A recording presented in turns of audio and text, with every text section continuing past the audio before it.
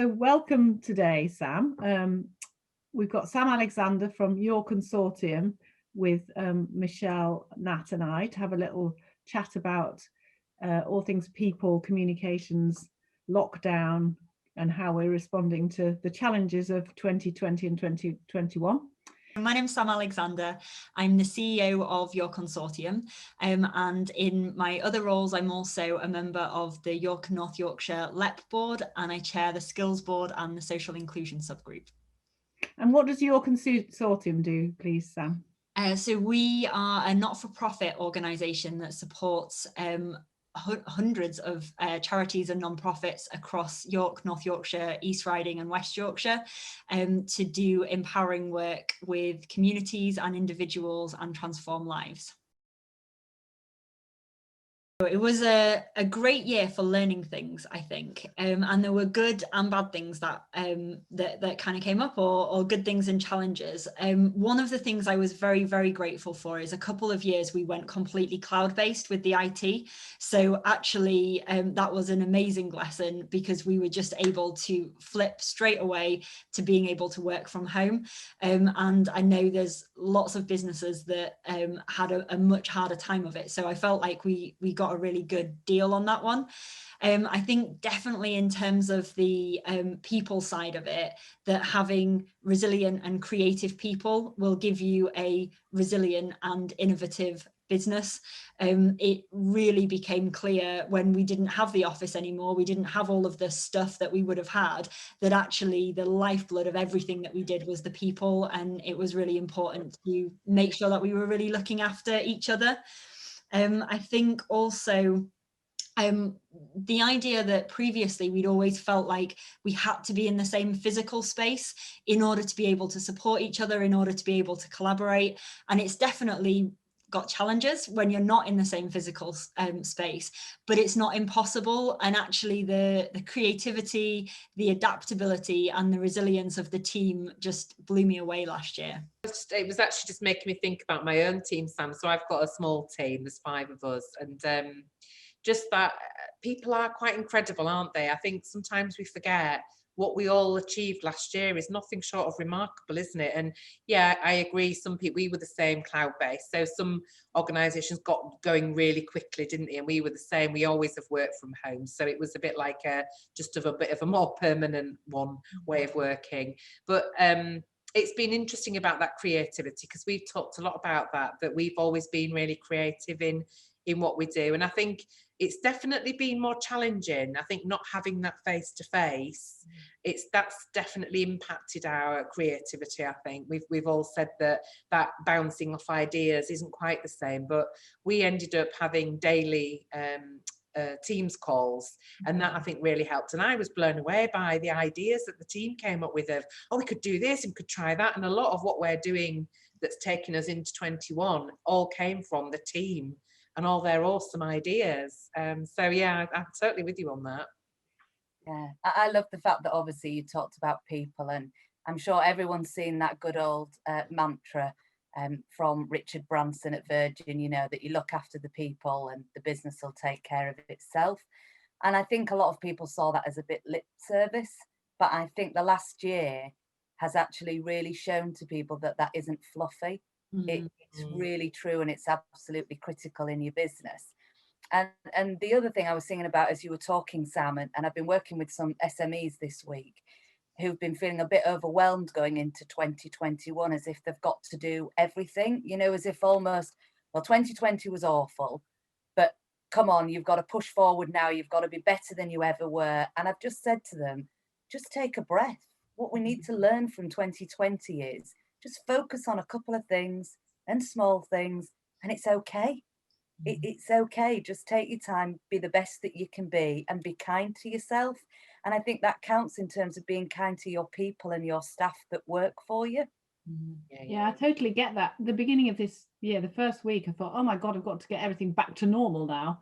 And then I realized that actually just doing one thing at a time was actually going to be enough. And so, you know, and getting to the end of January will be an achievement, if you know what I mean, with everybody still happily working.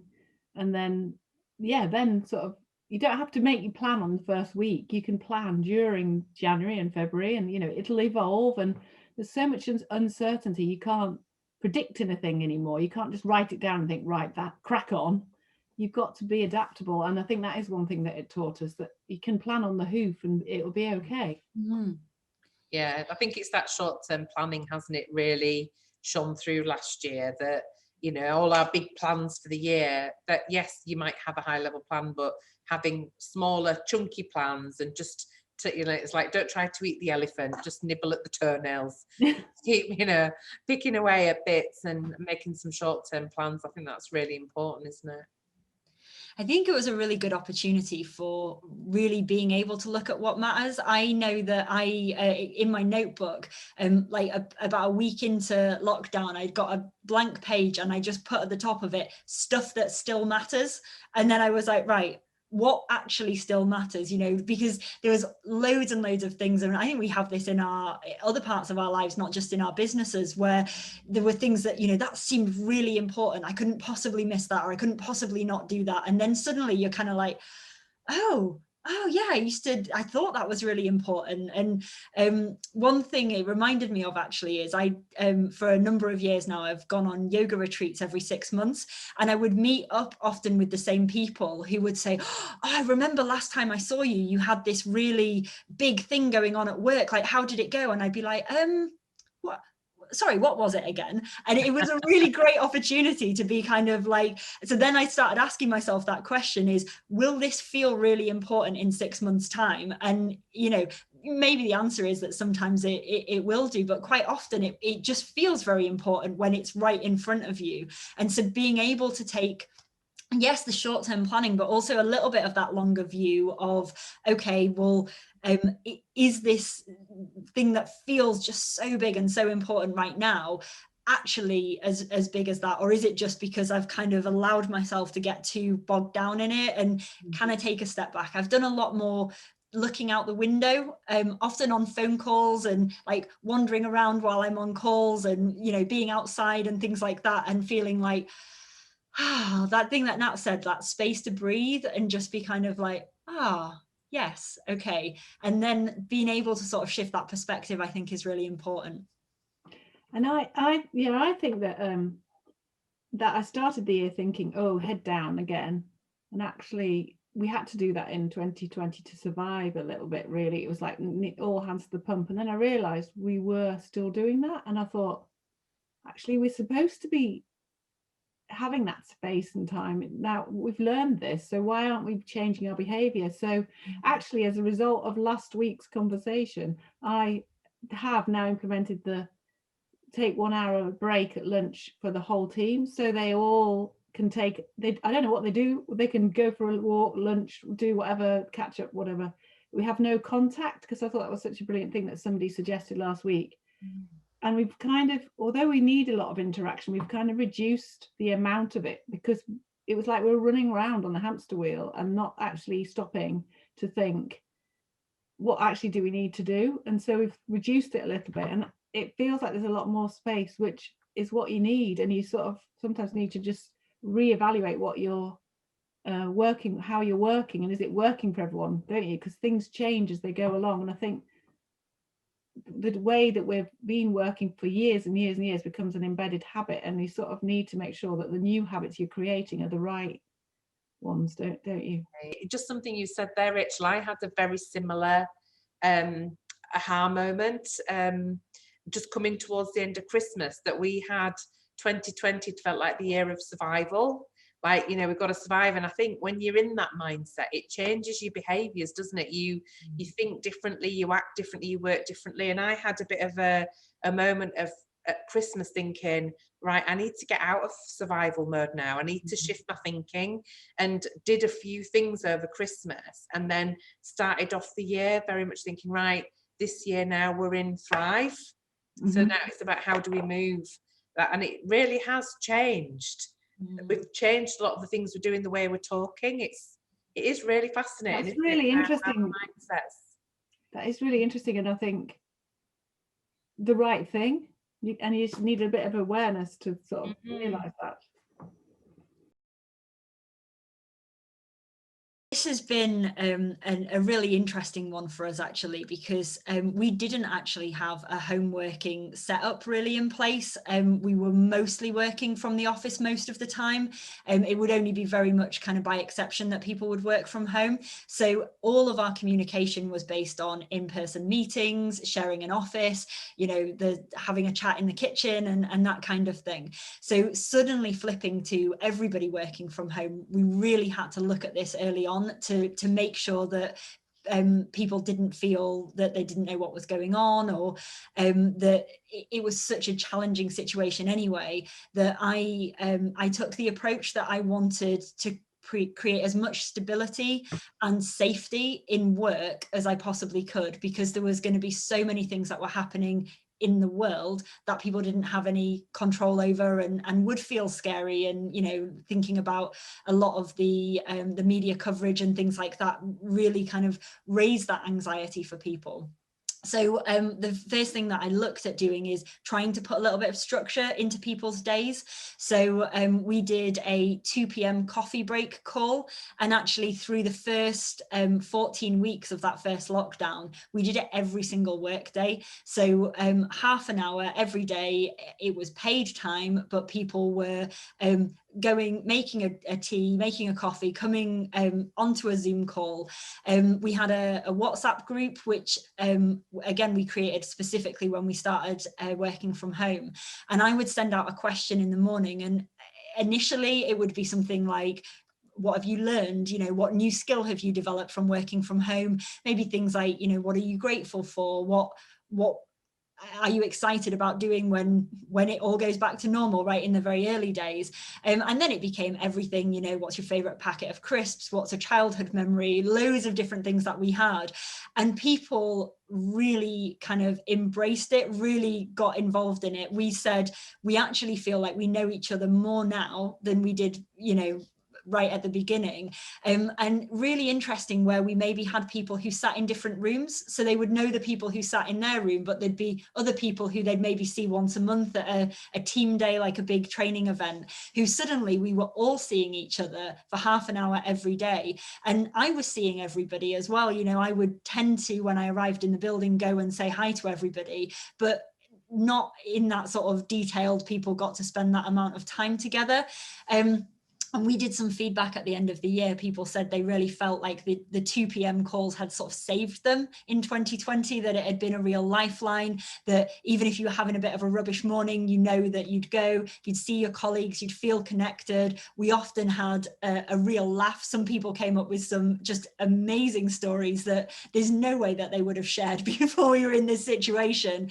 But then we were really able to sort of build on that, and you could reference, you know, well, it's not as good as so-and-so story from the other week, and really having that sense of community and still being there to support each other. And mostly they weren't work related. If there was something important to do with work that needed to be communicated, I would maybe do that at the beginning or the end of the call, but mostly it was just a time to come with your cuppa and just be yourself and have a little bit of that kind of interaction with your colleagues. Amazing. It's great to hear that, Sam. So many companies, I think, recognised that they didn't do enough of that last year. So, you know, doing that every day, we did a similar thing. Ours was in the morning. Ours was always 9:30 every morning. And again, we're a really close team, but even we recognised it brought us even closer together, and we didn't think that would have been possible because we were so close already. But I think we've continued with that even when we came back to working in the office, and obviously again we're back now to where we were before, working from home again, but that we would continue doing that because we're often out and about all the time. So even we recognise that just having that contact, we're not doing it daily now. That's changed for us a little bit. We're doing it every twice a week now. Yeah, same. But still, you know, the team still wanted to continue to do it. So it's great to hear. And I love, you know, that whole kind of getting to know each other stuff, the fun stuff, because that I think is what a lot of people have missed last year. And, you know, whatever your favourite packet of crisps or your favourite cartoon character or whatever it is, that they're great things that just bring people close together and help build trust, don't they, as well, and understanding. So it's great to hear. And isn't having fun one of your values, Michelle, at Pro Development? It is, Yeah. absolutely. Yeah. So you'll love hearing that. I think what's really interesting, you're talking about structure, Sam, and I talk quite a lot about certainty in communication and telling people facts. But the really interesting thing about structure is my natural preference is quite spontaneous. And so where you do your whole personality profiling, I'm quite extreme in terms of last minute. I hate routine, and the thought of knowing what I was going to eat tomorrow it just repels me. But really interesting, during COVID, I've enjoyed having some element of routine in my days. And I think that's helped me to feel anchored in a way. And so it's just interesting for me. I'm just curious, as somebody who likes to be spontaneous, and obviously in a workplace I'm not. I've learned to be structured, and Rachel and Michelle know me well. I'm actually very structured in work, but my inherent preference is quite different.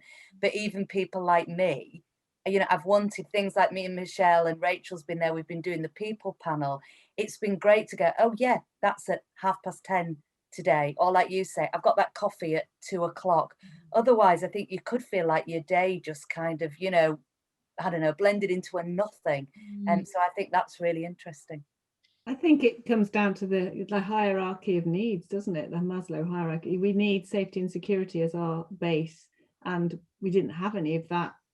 We had physical, hopefully, safety in our homes, but feeling unsafe was still is a big thing, isn't it? So having some structure does make you feel much more safe. And I agree, work, I think for my team and me, has been a kind of normality. The structure has given you a reason to get up in the morning. Mondays look different to Sundays, and I feel grateful to have had my business and my work. Certainly kept me busy. And you go in your head, you go to all sorts of places and meet all sorts of people. I mean, Sam is somebody that I met in lockdown and continue to see regularly now. So it's over Zoom. So it's fantastic that can still happen even if you are in your own home. So there have been some good things about it. And I like the way that we are all being better at communicating and realizing the importance of just being there for each other and talking to each other. Work colleagues have been essential, I think, for some people, especially if you live on your own. Yeah. And I think as well, it's like with me, you and Nat, isn't it? It's not even just your direct work colleagues, is it? I think it's been things like the people panel and things like this. I think it's enabled people to stretch out a little bit more. And I think that's probably one of the positive things, isn't it, about the different technologies. It's allowed, I feel like I've become really close to you and Nat. Lockdown, and also the people panel group that we're running, and I think it's allowed us to broaden a little bit of our support networks, because we've needed that support from each other as well, and I've really valued that this last year, and obviously we're continuing with it as well. So it's just knowing that you've got, especially if you're a business owner, it's been lovely the people panel you've done, and our kind of friendships have developed. And I think just knowing you've got somebody to ring if you just think, oh God, it's all just horrendous, and they go, yeah, same here, and it just has made it a lot easier to deal with. I think in terms of communication as well, one of the things that I found quite interesting in a leadership role has been trying to get the balance right between really recognizing and empathizing and realizing that people are finding it quite difficult a lot of the time, and certainly when there's new news and things change and things that there can be a real sort of like sadness really, and depression and a lot of really difficult feelings, and really making sure that you recognize that without getting so sucked into that it then just becomes completely dominant and it spreads through the team. Because I'm quite a positive person anyway, and I tend to, when I even thinking about 2 p.m. questions, I've always tried to think about ones that will be a little bit upbeat or will be a little bit funny, but without being sort of falsely so, you know, not trying to say, right, come on guys, we all have to be happy because it's 2 o'clock, and being able to, you know, like we had a call straight after the last lockdown announcement and saying, you know, it's tough, it's January, it's dark, it's cold. I know that this is hard for people. And so when we need to really recognizing, but I know from seeing you guys last year that you will support each other, that we've got each other's backs. I want everybody to know that if you need to pick up the phone to one of your colleagues, to me, then you can do that. That's the environment that we've created. And also balancing that with, actually, as leaders, we set the culture, we set the tone within our organizations. So trying to give as much sort of reassurance and stability as we can when we don't control everything that's happening in people's worlds, but also having that empathy and that compassion, and not making people think, oh well, if we're going on to this call, we have to be happy. You know, we've had calls where people have cried through the whole call because that's what they needed to do, and they felt safe enough to do that. They felt held, and then the WhatsApp group will go mad afterwards with everybody sending loads of hugs and hope that you're okay, and that's just been really beautiful to see as well. It's amazing, and that's been the same with the people panel, hasn't it? I can for one, I was the one who cried the way through a couple of calls, actually. Yes. Lots of tears and lots of laughs. Yeah, it was good to have that support. I think part of it's going to be not becoming complacent. So we put a lot of things in place last year that were really effective and that really worked in that point in time. And actually we did that by constantly listening, by checking in, by touching base with people, finding out how are people feeling, how we adapted things. So we did the 2 p.m. calls every day for the first 14 weeks. And then it was starting to feel like, oh, it's quite a lot actually, as things were starting to open up a little bit more. And I did some consultation with the team, and they said, actually, yeah, twice a week would be really nice. And so keeping that communication going, actually, you know, the things that we're doing, are they working? Are they working for everybody? Are they still working? Asking people about other ways that they might benefit from being supported as well. I think one of the most challenging things for us, so we didn't reopen the offices at any point. Again, that came through consultation with the staff, and it was sort of overwhelming that people either preferred to stay working from home because they were commuting, maybe on public transport, they had anxiety about that, or people who did want to go back to the office only really wanted to go back if most people were going. They didn't want to go and be just 1 or 2 people in an office. And I think that in some ways the challenge of moving and transitioning back to at least a kind of part office space when that's applicable, because there are some people in the team who are really quite, you know, desperate for that now. There's some people in the team who have absolutely thrived working from home, and really kind of navigating that and managing that transition, I think, is going to be as much of a challenge, if not more so, than how we made the transition into working from home in the first place. I think that's really interesting, Sam, because a big debate that's kind of going on at the moment is, what do we mean by flexible working, remote working, agile working? And there's a danger that it's all becoming one thing driven by COVID. And that's not what agile working is it? As you say, it's about being able to work in the way that works for each individual. And so you have only met me for a short time today, but you won't be surprised to hear that I'm very much an extroversion. I'm somebody who likes to be with people, and I definitely would like to be in an office and with people. But equally, we've learned, haven't we, that doesn't work for everybody, and some people are much more productive, much happier working from home. So I hope the debate about agile working becomes a real debate about agile working, and not just let's just let everybody work from home. You know, it's let's really open up the debate properly. What works for individuals? What hybrid models can there be? Do people have to work Monday to Friday, 8 till 5, or whatever? You know, can people work just a set amount of hours monthly, annually? And I really hope that's one of the things that we take into this year and beyond. I totally agree, Nat, with that as well. It's such a great point. I think we it's interesting, we've always worked flexibly. So we've always worked from home if people want to do. We've had the office.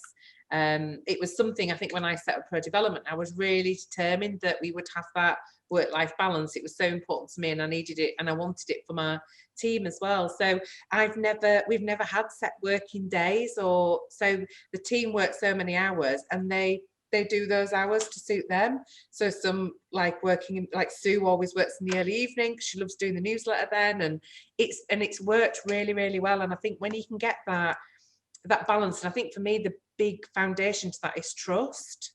It's really trusting people. It's one thing I've learned in the last 10 years is if you really trust your team and you work on outcomes, people are amazing, and they'll work in a way that suits them, and it doesn't have to be tracked or monitored, or it's just about delivering great outcomes for your clients, and working really well as a team. So I absolutely agree with that. But I also, there was something you said there, Sam, about this year and thinking about that sort of hybrid model. And it's interesting, I'm working with a charity at the moment in York, and they've got a hybrid model where some people are working from home and some are in the office, and that definitely challenges your communication, because it's a lot easier almost when everybody's working from home, because you can just come in on a Zoom call, or when everybody's in the office. But when you have that hybrid model, it really challenges communication on another level, because you've got to think about what have you spoken about in the office that you maybe forgot to tell people working from home, and also people working in the office, how they dial into calls and things, so you don't end up all on this echo and stuff like that. So it is really good that you're thinking about that, Sam. So I think it's definitely takes a bit more thinking about than just one or the other. But we can make it work. We've done really well with it. I'm also really interested in looking at how we might be able to use the space differently when we can go back to the office. So we've had a very traditional setup of a number of rooms that have banks of desks in them. Everybody has their own desk and their sort of own space. Then we have like a meeting space, which is quite a formal, with a table and chairs around it. And I know that I've done most of my calls sitting on that rug, sitting on that sofa, that actually that's worked a lot better for me. That when I've gone into the office a couple of times to use the photocopier, I felt, oh, it feels just very clinical and kind of like not at all like my living room. And that's, you know, been something that actually, is there a way that we can make that physical space work better for collaboration? Because we just, you know, the same as most businesses, probably just very much dropped into that, okay, well, how many desks fit in this room? Everybody needs a desk, everybody needs a chair, everybody needs this kind of storage. And actually being able to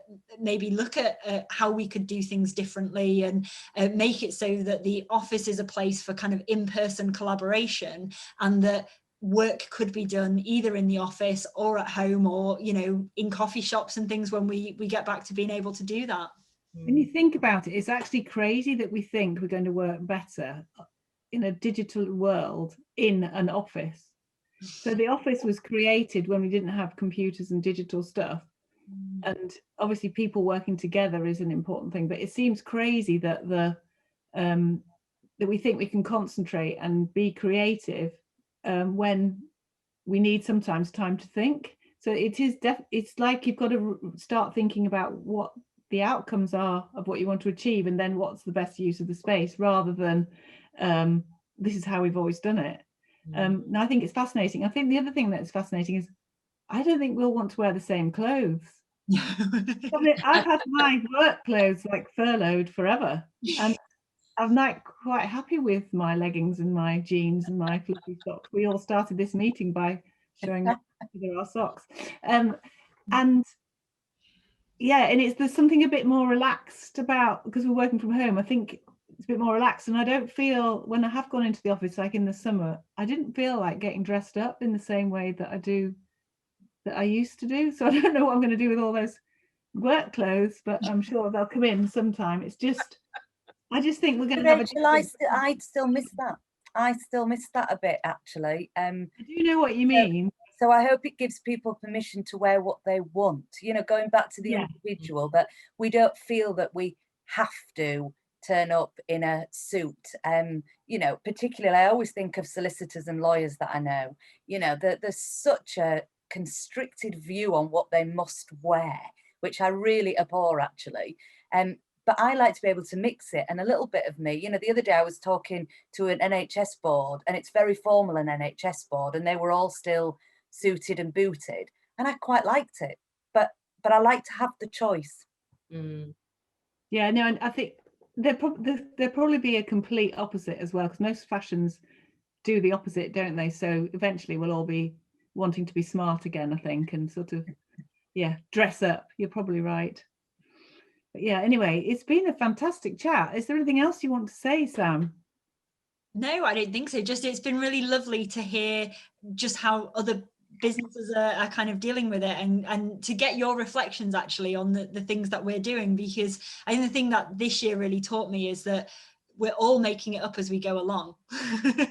You know, and in some ways actually it really gave us permission, because sometimes actually when you're the leader, people are looking to you and saying, what are we supposed to do? How are we supposed to do this? And that you might kind of feel like, oh, I'm supposed to have the answer. And this year was a great opportunity to say, well, no one has the answer to this. So let's all kind of have a conversation and look at, well, what answers can we find and how do we work together? And I think being able to be humble to a certain extent and recognize that actually, you know, why would I be the 1 out of 15 people who knows the answer to all of this?